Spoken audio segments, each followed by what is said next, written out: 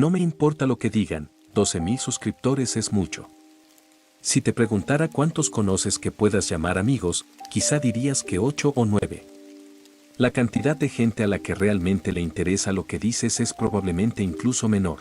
Yo, en cambio, tengo miles de fans que siguen cada nuevo episodio con fervor y me elogian habitualmente en los comentarios. Empezó como un hobby, y supongo que sigue siéndolo. Sin embargo, tengo pensado dejar mi trabajo en tarjeta en cuanto el canal empiece a generar suficiente dinero. Empecé con vídeos de bromas, animales graciosos y haciendo el tonto con los amigos. Cualquier cosa que me hiciera ganar visitas. No creía que mi gran oportunidad fuera hacer una trémula grabación de Josh y yo arrastrándonos por un parque de caravanas abandonado en las afueras de nuestra ciudad. Josh, por cierto, fue el co-creador de mi canal. También era mi hermano, pero cuanto menos hablemos de eso, mejor. Desde aquel primer éxito, mi canal se dedicó a la exploración urbana. Josh y yo íbamos en furgoneta por todo el estado, invadiendo propiedades abandonadas, aunque a menudo privadas. Filmábamos en viejos hospitales, bloques de apartamentos, escuelas, ese tipo de cosas. Si no encontrábamos nada demasiado interesante, a veces volvíamos a rodar algunas escenas con un giro y añadíamos un elemento sobrenatural. A pesar de lo segura que era esta fórmula, las cosas empezaban a estancarse. Los 2 últimos vídeos tenían unos pocos cientos de visitas cada uno y nos estábamos quedando sin lugares interesantes que explorar. El problema era nuestro presupuesto, o la falta del mismo. Apenas podíamos permitirnos máscaras respiratorias para combatir las constantes manchas de moho negro con las que tropezábamos. Poder viajar a algunos de los lugares más impresionantes, incluso dentro del país, nos parecía un sueño lejano. Por eso el correo electrónico me vino como anillo al dedo. Estaba echando un rápido vistazo al correo basura, comprobando si se había colado algo importante antes de borrarlo todo. Fue entonces cuando lo vi. El nombre del tipo era un revoltijo de letras y números, al igual que su cuenta de Gmail. Lo que realmente me llamó la atención fue el título del asunto. Interesante ubicación. Hice clic en él, esperando encontrar otra sugerencia de un lugar estupendo para rodar, que luego acaba siendo Bulgaria o algún otro país de Europa del Este. En lugar de eso, el correo electrónico estaba compuesto por un pequeño y rápido mensaje dirigido a mí, seguido de una serie de coordenadas. Hola Halo Explorers, soy un gran fan del canal. Llevo un año viéndote y me encanta lo que haces. Quería compartir una localización contigo. La encontré hace poco. Dentro de la boca de una cueva. De nuevo, me encanta vuestro canal. Por favor, sigue así. Por el mensaje me dio la impresión de que el inglés no era su lengua materna, lo que no me dio muchas esperanzas. En cualquier caso, copié las coordenadas que incluía y las pegué en Google Maps. El pin aparecía a 8 kilómetros de mi casa. Inmediatamente llamé a Josh y le dije que preparara sus cosas. Un día después, teníamos todo el equipo que podíamos reunir y una bolsa llena de provisiones. Principalmente sándwiches de pastrami y Gatorade. Además, teníamos una linterna, algo parecido a un botiquín de primeros auxilios, una cuerda, un trozo de tiza y una linterna de repuesto. Hasta ahora, nunca hemos utilizado la cuerda para nada, pero creo que ayuda a dar una imagen profesional. Fue durante el trayecto hasta el lugar cuando pensé que tal vez deberíamos haberlo comprobado de antemano, solo para asegurarnos de que merecía la pena. Por otra parte, incluso si resultaba ser un fiasco, no es como si hubiéramos gastado dinero en gasolina a tan poca distancia. Nos adentramos en el bosque, y entonces el camino de tierra se abrió, aparcamos y cogimos nuestras cosas. Conozco la zona. Pasé la mayor parte de mi infancia explorando estos bosques. Sabía que no había estructuras abandonadas en la zona, pero lo que sí sabía era que había cuevas alrededor. Mi madre me advirtió ampliamente que nunca me acercara. Tallada en la cara inclinada de una pequeña colina estaba la oscura entrada a un sistema de cuevas. Siguiendo el mapa de mi teléfono, tardé 20 minutos a pie en llegar desde el sendero hasta la entrada. Lo primero que noté fue una dispersión de latas de cerveza arrugadas y botellas rotas. Temí que cualquier tesoro que hubiera allí abajo solo hubiera sido profanado, pero seguí adelante. Sabes, mamá nos dijo que nunca nos acercáramos a este lugar. Dijo Josh bruscamente. Josh, le dije, iluminándole la cara con mi linterna, tienes 24 años. ¿Qué te importa lo que diga mamá? No, no es eso. Es solo que a ella no le gustaba que jugáramos aquí, ¿sabes? Creo que ni siquiera vimos este lugar y ella seguía advirtiéndonos. Me agaché en la entrada y encendí mi luz en las sombras. La cueva seguía unos metros más y luego se detuvo cerca de algo interesante. Me acerqué unos pasos y vi que había una delgada abertura cerca del fondo. Bingo, cogí la bolsa y avancé. Creo que una amiga del colegio de mamá desapareció aquí cuando era joven, le dije a Josh, incitándole a entrar, por eso estaba tan paranoica. Josh me siguió tentativamente más adentro. La delgada abertura era solo un poco más ancha que mi antebrazo.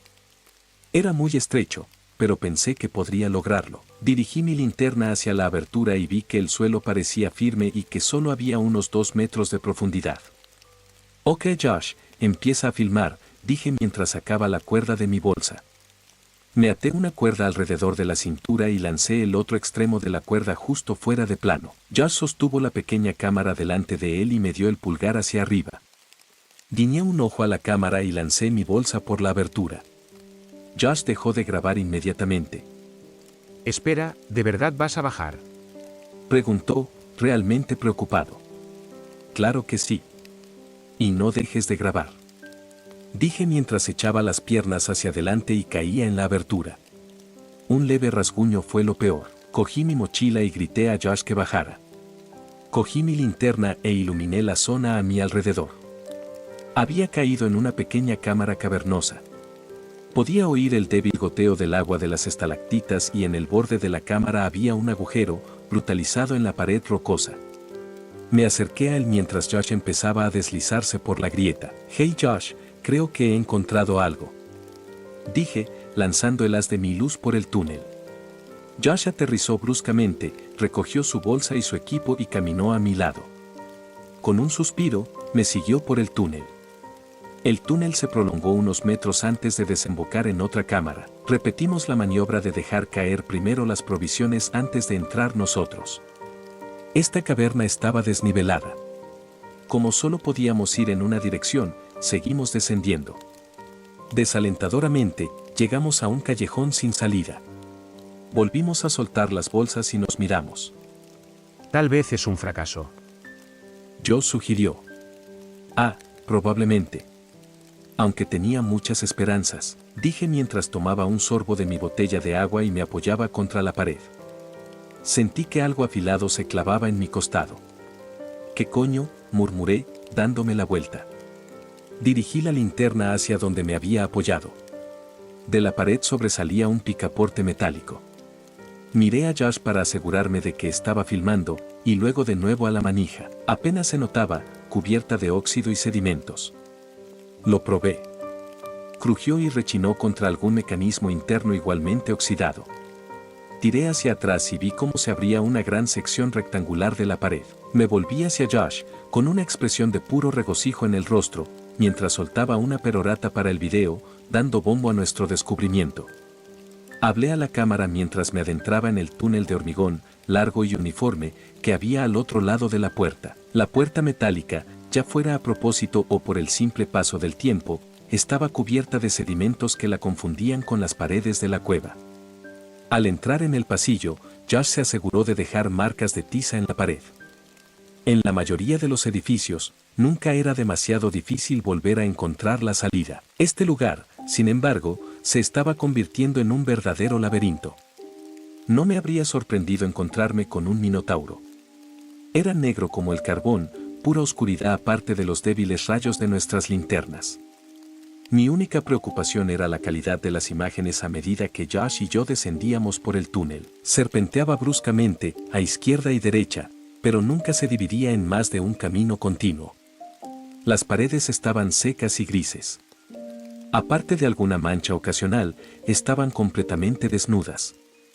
Ahora había dejado de hablar, dejando que Josh me filmara atravesando el pasillo desde atrás. Tras unos minutos caminando, doblamos una esquina que terminaba en otra puerta. Al llegar a ella, me di cuenta de que era exactamente igual a la primera por la que habíamos entrado, solo que sin el evidente envejecimiento. Era metálica, robusta y estaba cubierta por una gruesa capa de polvo.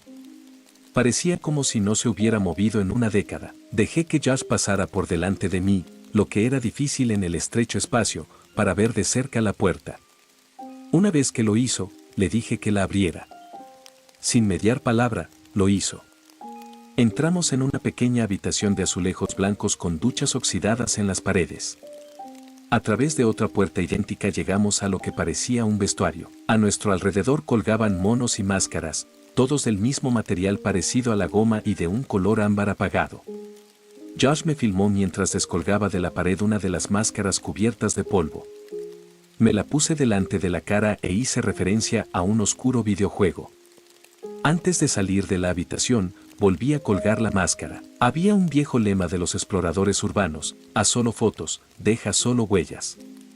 Yo lo seguía, la mayor parte del tiempo.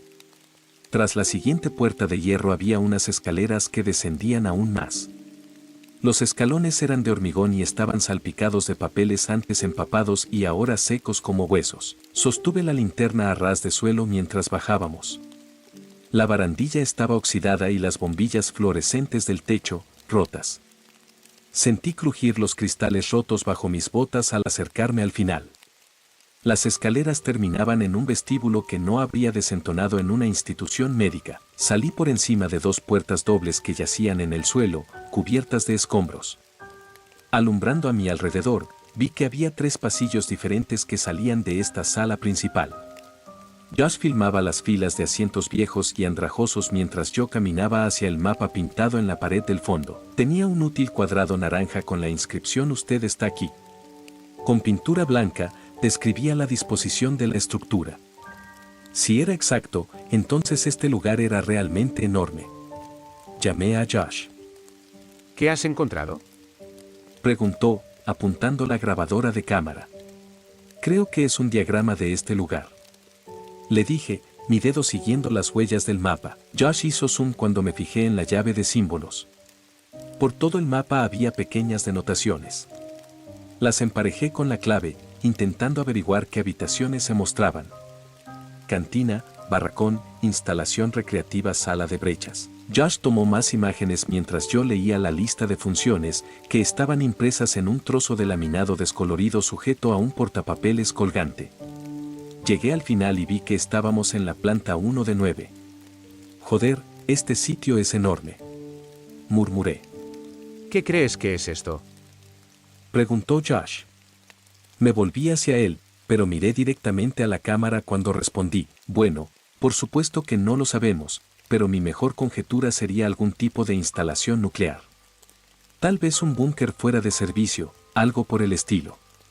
El gobierno rara vez nos dice dónde construyó estas cosas, así que no sería tan descabellado. Una vez que la escena se hubo agotado, tomé una foto del viejo mapa en mi teléfono y seguimos adelante. El lugar era una mina de oro absoluta.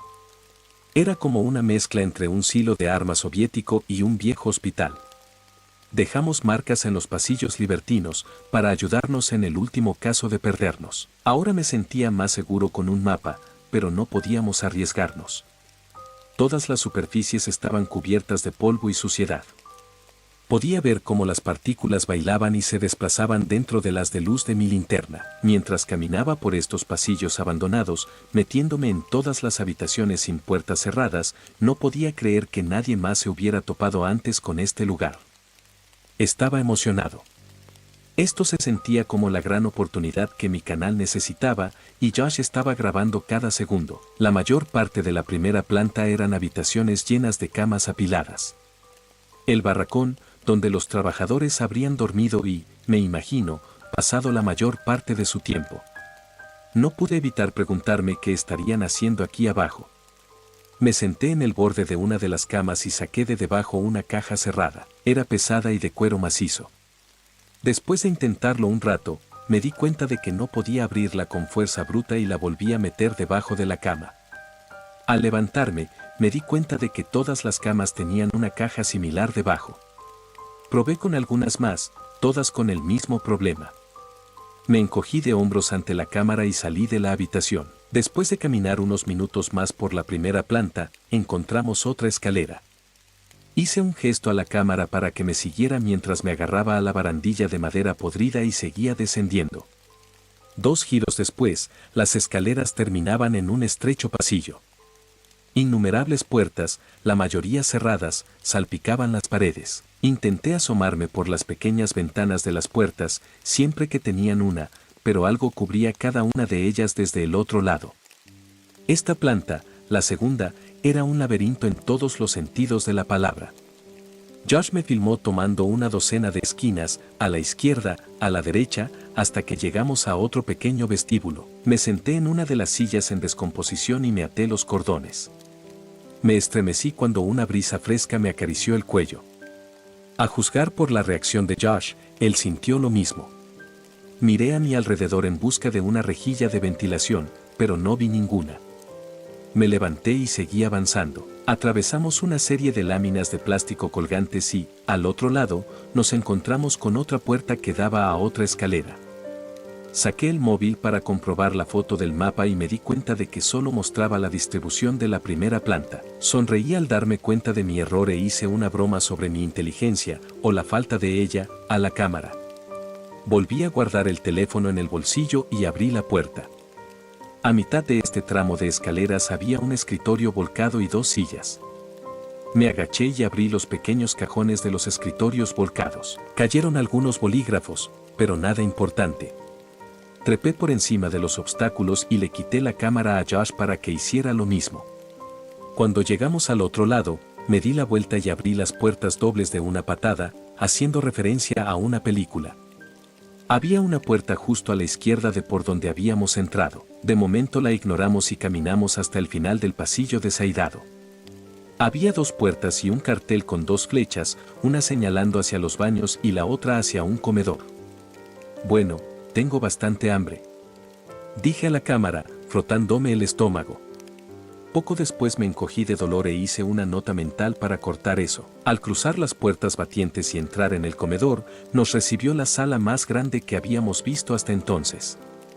Debía de tener la superficie de un campo de fútbol o 2, y las filas de bancos se desdibujaban en un espejismo cuanto más avanzaban. Me gustaría recordarles en este punto que estábamos en una oscuridad total y absoluta, aparte de la luz que arrojaban nuestras linternas de mano. Mientras avanzábamos por el pasillo, era un milagro que no tropezáramos con nada. Un pequeño destello me llamó la atención y me senté en uno de los estériles bancos de plástico gris azulado. Josh se puso a mi lado y filmó, en primer plano, lo que me había atraído. Lo admito, pensé que era una moneda o quizá un trozo de joya. Pero era un trozo de papel de aluminio. Lo cogí y lo miré más de cerca. Era un paquete de chicles con sabor a manzana, del que solo quedaba un trocito. Si esto es lo que comían aquí abajo, no me extraña que el lugar esté abandonado. Mira todos estos números, dije, mostrando el envoltorio a la cámara. Me levanté y empezamos a caminar hacia la cocina. Mientras lo hacíamos, repetía una y otra vez el chiste que había hecho. Me di cuenta de que no tenía sentido, ya que la gente no come chicle precisamente, pero tampoco me apetecía volver a grabar nada. Seguimos avanzando hacia la cocina y, a medida que lo hacíamos, el olor empeoraba. Cuando saltamos el mostrador y entramos en la zona donde guardaban la comida podrida, el olor era insoportable. Josh se retiró, enterrando la nariz en el codo. Perseveré lo suficiente para echar un vistazo al congelador. El frío que lo conservaba hacía tiempo que se había desvanecido, y la carne que antes colgaba allí dentro era ahora un charco rancio y negro.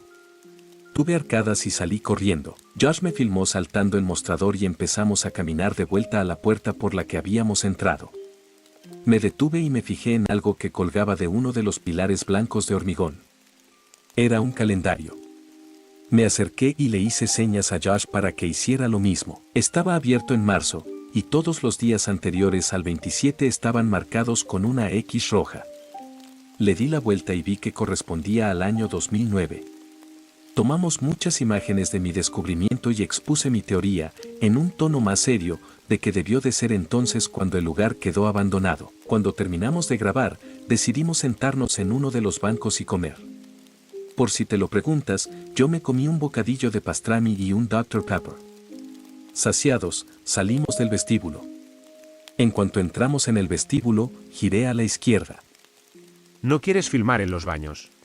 Preguntó Josh, tirando de mi hombro. Estoy seguro de que habrá más en los niveles inferiores, podemos filmar en ellos. Quiero seguir avanzando, dije, y además, acabamos de comer. No quiero ir a mirar embobado una mierda humana fosilizada de hace una década. Josh retrocedió y llegamos a la puerta contigua a la que habíamos entrado. Era otra escalera que seguimos hasta el cuarto piso. En cuanto llegamos a esa planta, supe que nos había tocado la lotería. Era como algunos de los hospitales abandonados que habíamos visto, pero con esteroides. Los largos pasillos de color blanco médico estaban llenos de equipos oxidados y en descomposición. Había escalpelos y otras herramientas esparcidas por todas partes. Al final del primer pasillo, un goteo intravenoso sin paciencia se erguía como un fantasma. Hice que Josh se concentrara en las sábanas ensangrentadas y amontonadas que bloqueaban una puerta mientras husmeaba en una de las habitaciones accesibles. Dentro había lo que parecía un sillón de dentista, solo que con un gran trépano de hierro colgando del techo. Me sentí como un niño en una tienda de golosinas mientras rebuscaba por todos los armarios y cajones, encontrando docenas de expedientes y aún más material cubierto de telarañas. Entre la basura encontré un recipiente plateado del tamaño de una caja de pizza. Se abrió con un clic y dentro encontré una pila de microfichas. Puede que yo hubiera nacido después del milenio, pero aún sabía lo que eran. De todas formas, no vi ningún lector de microfichas en la sala, así que volví a salir a los pasillos. De repente tuve lo que me pareció una gran idea y me puse la película delante de la cara. Sujeté la linterna por el otro lado y la dirigí hacia mí.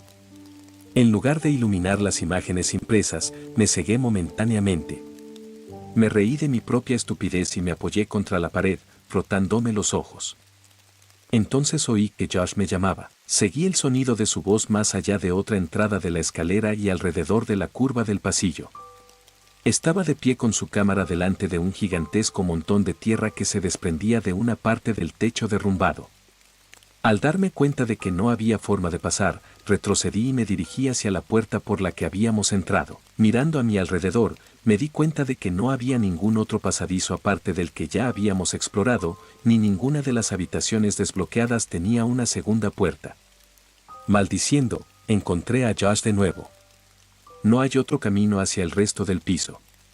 Le dije, aunque él ya había llegado a la misma conclusión. Con una sensación de derrota, abandonamos la que había sido, con diferencia, la sección más interesante y prometedora de las instalaciones y seguimos bajando hasta la planta sucia. No nos quedamos mucho tiempo. Evidentemente, una tubería había reventado en alguna parte y el suelo estaba cubierto por unos centímetros de agua marrón y mugrienta. Intentamos abrirnos paso saltando de un panel de madera podrida a otro. Algunos se dieron bajo nuestro peso y, para cuando llegamos a la puerta de salida, nuestros zapatos y calcetines estaban empapados. No es que prestara mucha atención, pero calculé que la mayoría de las habitaciones de esa sección se utilizaban como almacén. Rápidamente abrimos la puerta y la cerramos, dejando entrar solo un pequeño torrente de agua que nos acompañó escaleras abajo en forma de rápido goteo. La sala en la que entramos prometía, ya que tenía un aire médico similar al de la cuarta planta. Estuvimos a punto de girar a la izquierda, cuando me fijé en el símbolo de la puerta situada a nuestra derecha. Me acerqué, con mi cámara detrás, y vi que en la puerta había la silueta de un conejo pintada de rojo. Con una extraña sensación de inquietud, agarré el picaporte y entré en la habitación contigua. Parecía una sala de interrogatorios. Desde donde estábamos, podíamos ver a través del espejo unidireccional. Había un largo escritorio de caoba cubierto de lo que parecían equipos de radio. Media docena de sillas giratorias nos rodeaban. Parecía la sala de control de producción de un estudio de televisión en el que hice prácticas. En la habitación vacía, más allá del espejo, había una silla. No había escritorio, solo una silla frente a nosotros. Me di cuenta de que no había ninguna puerta entre esta sala y la sala en blanco, ni ninguna puerta que diera a la sala en blanco. Nos escabullimos y continuamos por la puerta de la izquierda. Otra vez el premio gordo. Era casi un calco de la cuarta planta, salvo que, extrañamente, estaba alfombrada. La fina alfombra granate estaba llena de polvo y me distrajo de las paredes blancas. En la primera habitación en la que entré, por suerte, había justo lo que buscaba. Una lupa. No era exactamente un lector de microfichas, pero supongo que de todos modos no habría funcionado con electricidad. Saqué la tira arrugada de imágenes de mi bolsillo y las acerqué a la lupa, entregándole mi linterna a Josh. Las imágenes eran grotescas. Tenía en la mano 98 fotos diminutas de gemelos unidos por la cabeza. Las imágenes estaban tomadas desde distintos ángulos y, al final de las filas, desde distintos niveles de descomposición. La última imagen de la diapositiva mostraba un intento fallido de separar a la pareja. Sentí arcadas y dejé caer la microficha. ¿Qué pasa? Preguntó Josh, mudo, mientras me abalanzaba sobre él. Me siguió hasta el vestíbulo, donde me desplomé contra la pared y caí lentamente al suelo. Josh se cernió sobre mí. «Deja de grabar», le dije, y lo hizo. Se sentó a mi lado y me consoló, sin saber exactamente qué me había puesto tan nervioso.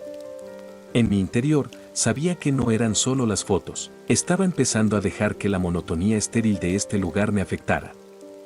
¿Quieres dar la vuelta? Josh preguntó. Creo que tenemos suficiente metraje. Sonreí. Está bien, quiero seguir.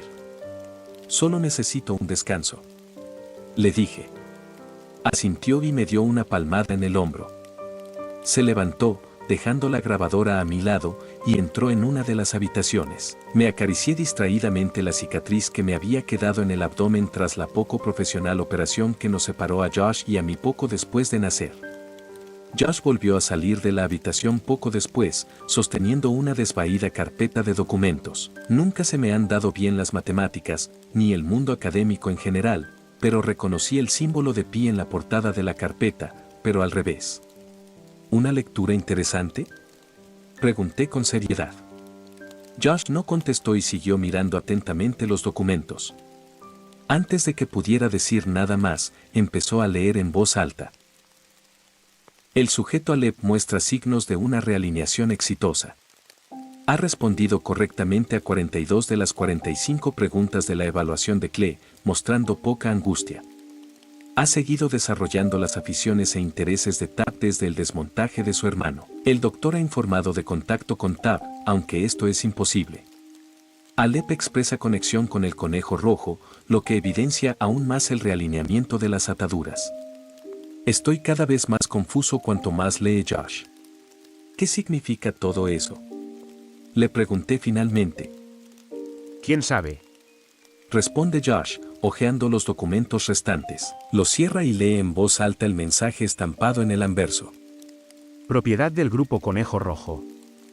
Dice, y luego plantea su teoría. Sigo apostando por cosas raras del gobierno. Dios sabe lo que han estado haciendo a espaldas del público. Me pongo de pie, cepillando las escamas del techo de mis pantalones. Pongo una mano en el hombro de Josh y le miro a los ojos. En realidad, ¿te importa si volvemos a hacer todo esto en una película? Después de eso, caminamos por los oscuros pasillos con una nueva inquietud. No quería admitir que tenía miedo, pero tampoco podía imaginar lo que podría haber dentro de algunas de esas habitaciones. Algo más terrorífico que cualquier hombre del saco, sin duda. La curiosidad del hombre. Doblamos una esquina y vimos a alguien, o al menos eso nos pareció, mientras el corazón se nos salía del pecho. Fijando nuestras linternas en él, vimos que se trataba de un traje. Mirando más de cerca, vimos que estaba hecho de goma y cubierto de correas.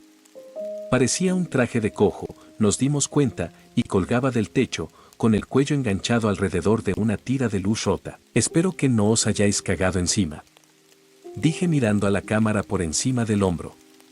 Me acerqué al traje colgante y le di un codazo. Se balanceó hacia adelante y hacia atrás, crujiendo.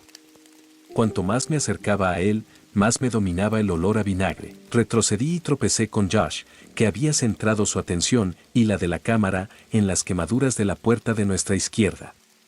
La atravesamos y descendimos a la 7ª planta. Lo primero que vemos es un esqueleto. Tumbado, mirando al techo, había un esqueleto humano blanqueado, vestido con un traje gris coral. Mi hermano y yo nos asustamos de inmediato, y se me cayó la linterna, haciéndose añicos la bombilla. Josh me pasó la cámara y se acercó al aparente cadáver. Se arrodilló junto a él, extrañamente tranquilo, y luego se echó a reír. Es de plástico, no te preocupes.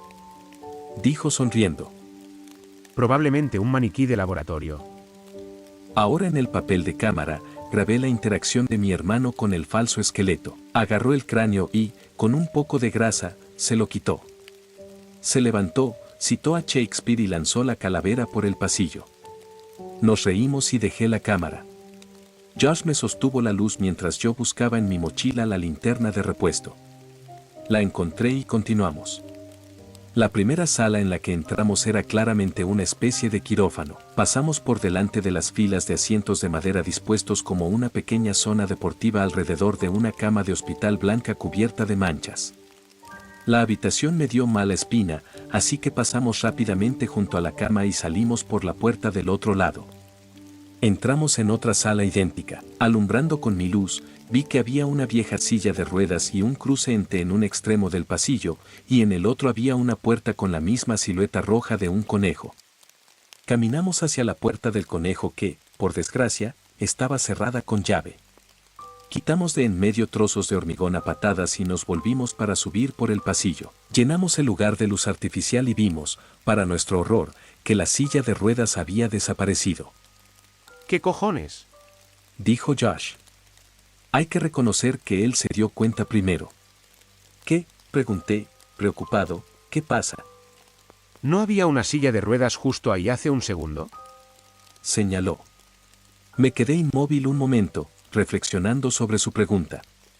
Enseguida me di cuenta de que tenía razón. En contra de nuestro buen juicio, nos acercamos tentativamente al final del pasillo. Josh me filmó arrastrándome por el cruce en T, y fue entonces cuando lo vi. Unos metros más allá estaba la silla de ruedas. Miré a la cámara mientras me deslizaba hacia ella. Estaba oxidada y las ruedas parecían torcidas. Di un paso adelante y vi lo que había en el asiento. Me resulta difícil describirlo. Estaba cubierto de un material similar al del traje que habíamos visto colgado en el piso de arriba, solo que no tenía correas.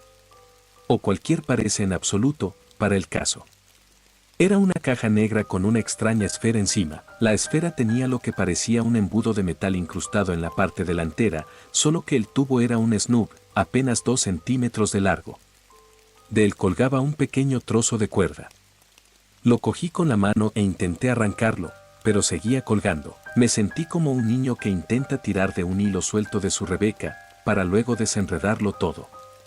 El hilo del que tiraba estaba manchado de negro y húmedo. Josh se acercó y se puso a mi lado, filmando lo que ocurría. De repente, retiró la cámara y jadeó. Miré a mi alrededor, sin saber qué le pasaba. ¿Qué pasa, tío?, le pregunté. Eso es un torso. Tartamudeó, señalando la cosa desplomada en la silla de ruedas. En ese momento, volví la vista hacia el objeto desplomado y lo estudié. La verdad es que entendía lo que quería decir. Parecía una persona sin brazos ni piernas, pero eso era imposible. Josh estaba a punto de volver a hablar cuando, de repente, sentí un dolor debilitante que me inundó la frente y luego todo el cráneo. Caí contra una pared cercana, una tubería expuesta clavándose en mi espalda, pero ese dolor no era nada comparado con el zumbido de mi cerebro. Apreté los dientes con tanta fuerza que creí que se me romperían y miré a mi hermano desde detrás de las manos, que me arañaban la cara. Por su reacción, me di cuenta de que estaba sintiendo lo mismo. Dejé caer la linterna al suelo y su haz iluminó a Josh. No podía ver su luz, ni la de la silla de ruedas, que ahora estaba sumida en la oscuridad. El dolor alcanzó un punto tan insoportable que se me pasó por la cabeza la idea del suicidio y luego, tan rápido como apareció, desapareció. Tropecé con Josh y le ayudé a ponerse en pie. Nos abrazamos, todavía temblando y sudando, con lágrimas en los ojos. Cuando empezamos a recomponernos, oímos una voz. No provenía de ningún lugar a nuestro alrededor, sino de lo más profundo de nuestras mentes. Me llamo Dagas. Recogí mi antorcha y miré a mi alrededor. Su luz se posó en la figura sentada en la silla de ruedas. De repente parecía mucho más humana. ¿Has visto a Ansus? Una voz metálica volvió a resonar en mi mente. ¿Qué? Susurró Josh. Me di cuenta de que él también la oía. De repente, la silla de ruedas rodó hacia adelante, como empujada por una enfermera invisible. Ansus. La voz se repitió a medida que la silla de ruedas se acercaba. Ahora estaba seguro de que esa cosa era su origen. Los nombres de Ansus y Dagaz se repetían en mi mente. Me resultaban extrañamente familiares. Metí la mano en el bolsillo y saqué la microficha, ahora arrugada. En la penumbra vi lo que estaba escrito con bolígrafo negro justo encima de las filas de imágenes: hermanos Ansus y Dagaz, pre- y postoperatorio. Levanté la vista hacia lo que había en la silla de ruedas y me di cuenta de que, efectivamente, era humano. Extendí el brazo y le entregué la microficha. Empezó a flotar de mi mano y a flotar delante de Dagaz. Giró lentamente y luego cayó al suelo, liberada de su agarre mental. Como estaba completamente cubierto, no podía haberme dado cuenta de la rabia que le entró al ver las fotos. Solo me di cuenta cuando Josh cayó de rodillas. Contemplé aterrorizado como Josh, con lágrimas en los ojos, agarraba un gran trozo de hormigón que se había desprendido de las paredes. Suplicó y suplicó a Dagaz mientras levantaba el bloque por encima de su cabeza y lo derribaba.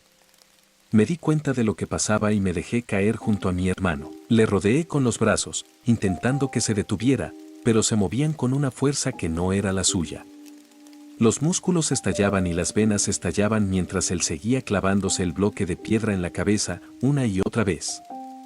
Caí de espaldas y me quedé mirando cómo la cabeza de Josh se convertía en papilla. Era imposible que siguiera vivo, pero sus brazos seguían moviéndose.